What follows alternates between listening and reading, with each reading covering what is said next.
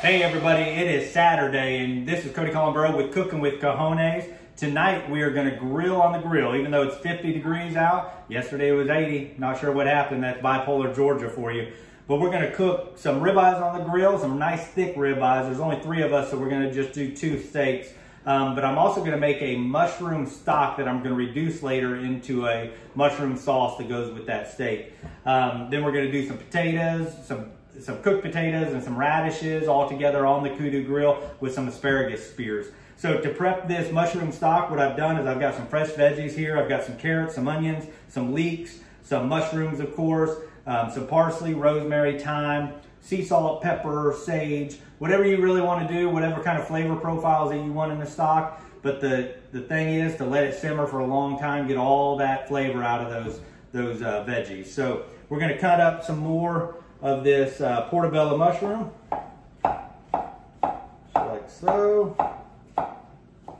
And you're going to strain all of this out. So what I've got is a stock pot that has a built-in colander. I've already got some carrots, some mushrooms, and some leeks in there. So there's no rhyme or reason to how you have to cut it, because it's all going to come out. It's all going to be flavor sitting in there, peels and all.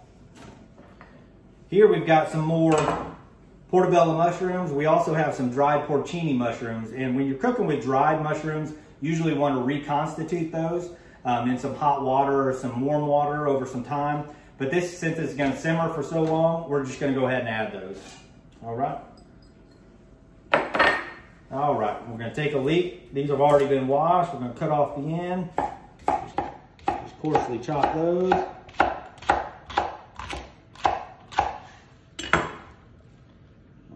And this can go into the compost pile. We've got a carrot here and we've peeled it. I'm going to finish peeling it. Just going to cut that in half, got the towel there. I'm just going to stick that in there with the leaves and all. 1 bulb of garlic. Just going to cut that in half, put it in there. We've got some dried sage here. Put that in. And I've got some whole peppercorns. I'm going to throw about maybe half a teaspoon. And then plenty of salt. And this is the coarse kosher sea salt. And I'm going to do some parsley. And here's a little trick with your parsley and your fresh herbs. When you buy them from the store, instead of using some of it and sticking it back in the fridge, cut off the bottoms of that, put it in some cold water in a little glass. You can put that back in the fridge. Instead of it lasting 2 days or so, it'll last about a week. So take that off. Of course, we'll chop that. Really don't even need to chop this because we're just looking for that flavor out of there. All right. Later when I reduce it, I'm going to add a little bit of this vegetable-based bouillon. It's like a paste. You can add that in there and whisk it around. Gives it a really good flavor, nice constituted flavor. And then I'm going to add a little walnut oil. And you don't have to add walnut oil. You can add olive oil, any kind of oil really you want. Grape oil will work just fine as well. I'm going to take some water, and normally I would do this from the sink. I'm not that fancy, but figure for a little bit of ease. And we're going to do it just until it covers those veggies. Cover that. Put that on to a low medium. Are we on? There we go. Low medium heat. And we're just going to let that simmer for really as long as you can. We've got about 2 or 3 hours until dinner comes around. Before we turn the camera off, I'm going to go ahead and take these ribeyes and I'm going to season them up. You really, can't season them too early. There's really no too early to do it. But what you want to do with any kind of meat, be it chicken, steak, pork, you want to bring that out and bring it to room temperature before you put it on the grill, because otherwise the meat could end up rubbery. With chicken, if you put it on too cold, that skin will kind of tighten up and rubberize, and then everything will be tough on the inside and it won't cook evenly. So I'm going to give it a generous dusting of kosher salt, and this is a sea salt. You can really use any salt, just not ionized salt, because then your food will taste a little metallic. Take some fresh pepper here.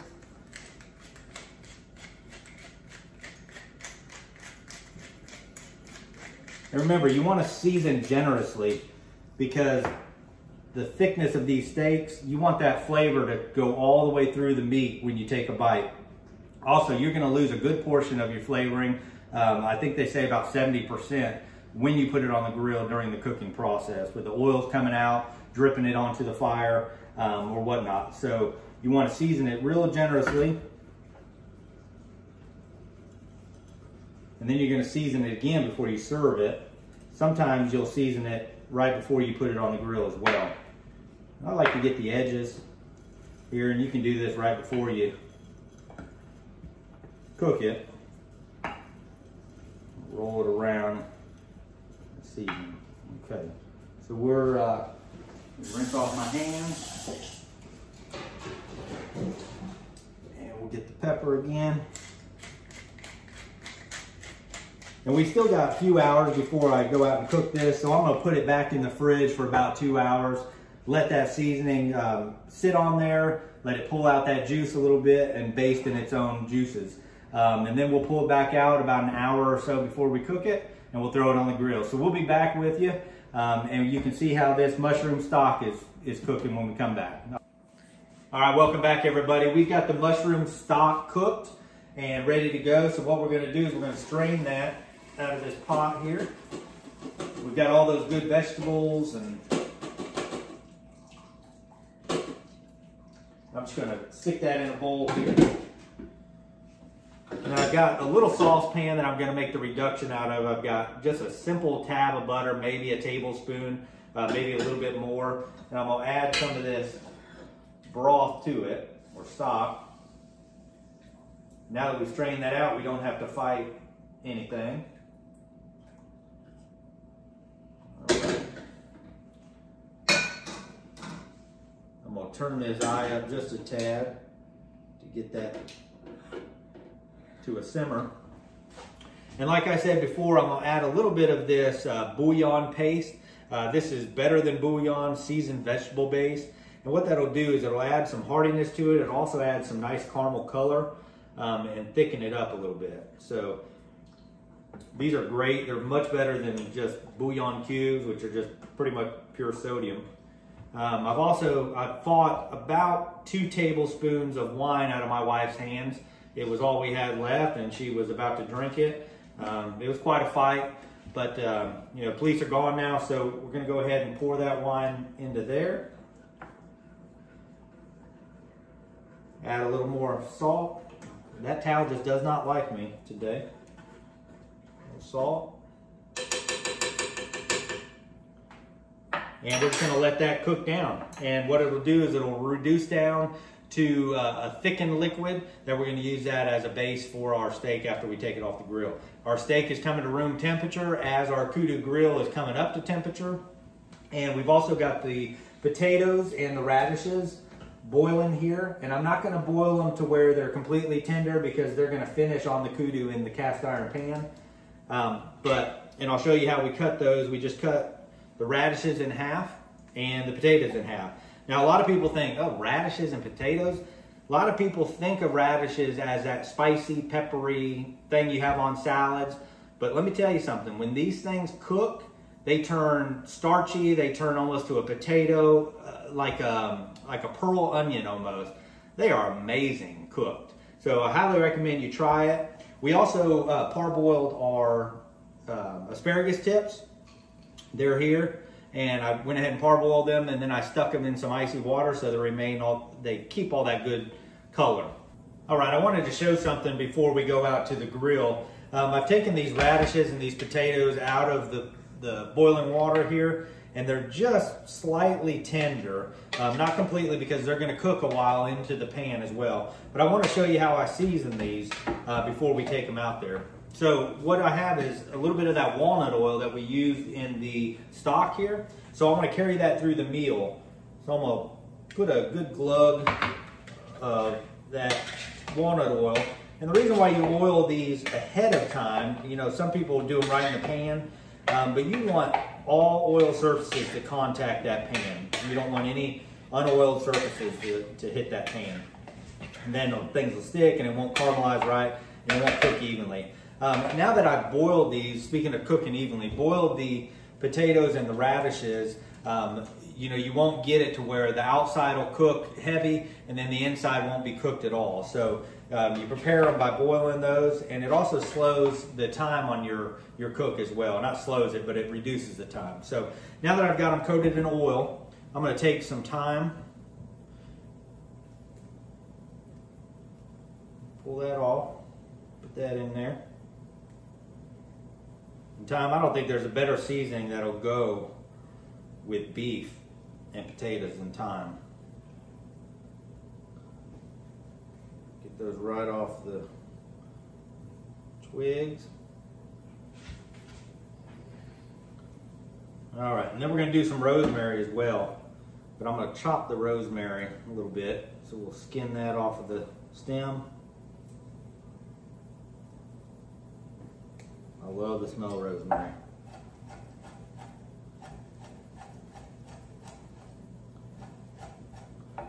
With that walnut oil, this rosemary and everything should stick to the potatoes and the radish, and toss around with it. Get that, put that in there. We're also going to salt them. Some of that coarse sea salt again. And remember, you're going to lose some of this seasoning in the pan as well. So, and then a little fresh cracked pepper.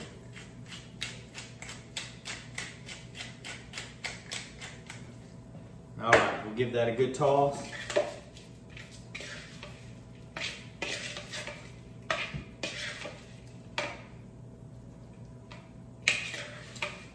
We'll throw a little bit of oil in that cast iron skillet out on the Kudu.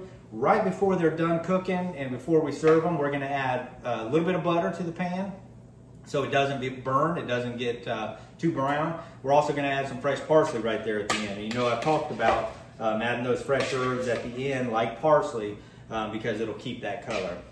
Rosemary and thyme, when you're roasting vegetables, it's delicious, it's good.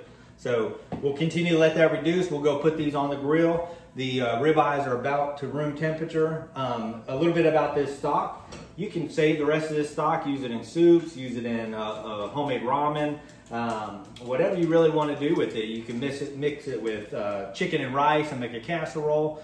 It can go a long way. And you can also put these in gallon bags and freeze it, or Tupperware containers that you can freeze as well. You can freeze those and have those in the freezer for probably up to a year, I imagine. All right, so we'll come back, and next time you see me, we'll be out on the grill. All right, these steaks have come to room temperature inside, so we're gonna go ahead and put them on the grill. We've got a nice hot grill. I'm gonna cook these to medium rare.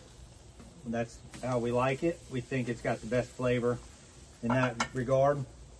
So you can check the temperature on your hand. If you press the meat right below your thumb, just like so, that should be what raw meat feels like. If you touch your thumb to your forefinger, that's what rare should feel like. If you touch it to your middle finger, that's what medium rare should feel like. I'm not going to go any higher than that because I don't think meat should be cooked higher than that. So medium rare, palm of your hand there right below your thumb. So we're going to let those sit, let those get a nice sear. We've got these potatoes and radishes cooking up here. We've got a nice caramelization going. Those are going to be good. We're not going to darken these too much.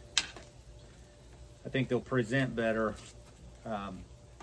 with more of their natural color. So we'll let those cook, and we'll come back to it. All right, we're back in from the grill. What I've done is I've got the potatoes and the radishes back in this bowl here. I've coarsely cut up some parsley, and I'm just going to toss that around in there. It'll give it a nice fresh taste. It'll also give it some nice color. Okay, we've got that. We'll set that aside for now. I also threw some oyster mushrooms on the grill grate just to give them a little bit of color, and then we're going to use that as a garnish. I've got some butter here in a pan, some garlic, some thyme, and some rosemary, and we are going to baste these ribeyes. We can do both at once, I think.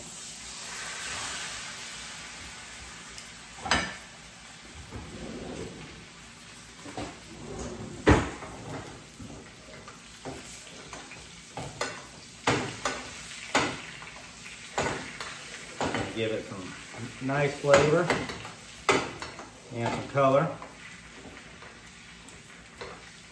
These ribeyes have rested as well. So you can do it before they rest, or you can do it after. It doesn't really matter. You're not cooking them at this moment. You're just basting them. All right, so that's good there. Turn off the heat for that. I'm gonna pull them out, place them right on this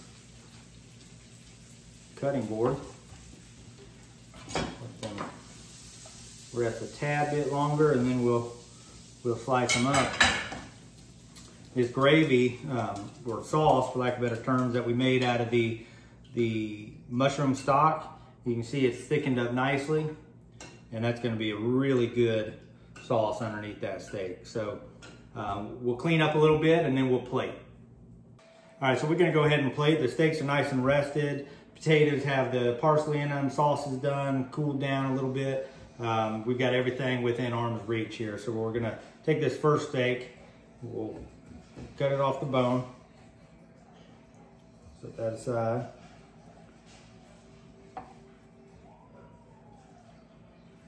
And we're just gonna simply slice it.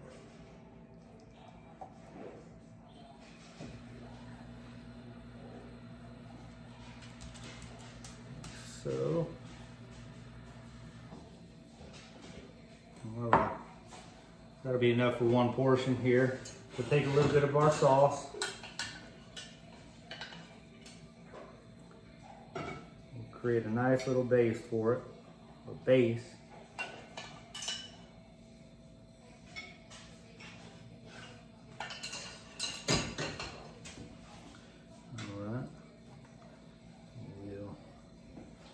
Plating this.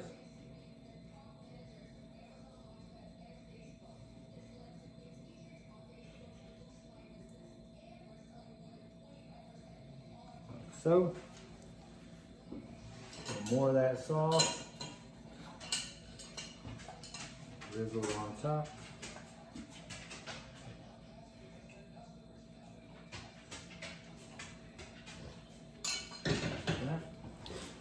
We have some of those oyster mushrooms that we cooked on the grill.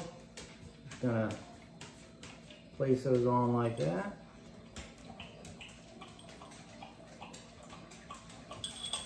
Right. We're gonna finish that steak off with a little smoked finishing salt. And then we'll do the veggies. We'll do potato, radish, potato, radish. We've got these parboiled asparagus tips.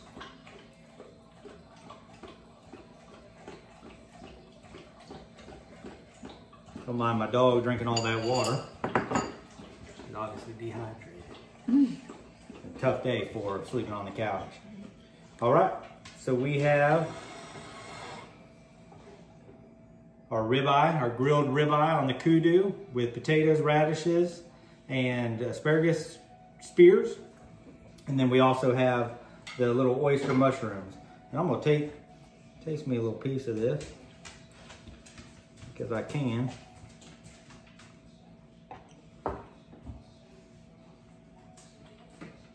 Ridiculous. Ridiculous, so good. Thanks for watching. Y'all go away. I'm about to eat.